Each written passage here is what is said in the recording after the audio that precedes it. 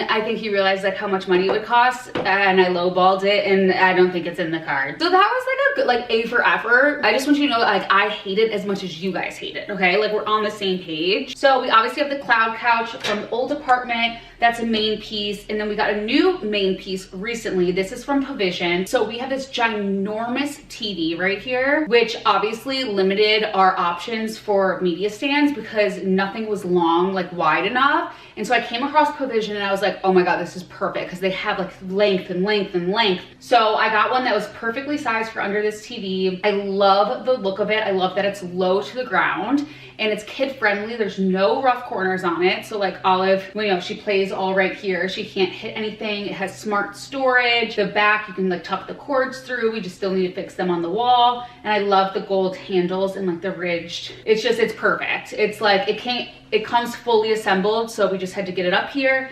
And it has been absolutely perfect since we got it. So going based off this kind of decor and then this over here, we're just gonna fill out this room a little more. As you can see, we've put a glider right here. I'm not gonna use this one in the boys' new nursery, but maybe just kind of like moving things around so that postpartum, we can have a more comfortable lounge situation up here, especially when I don't wanna go down the stairs. So that's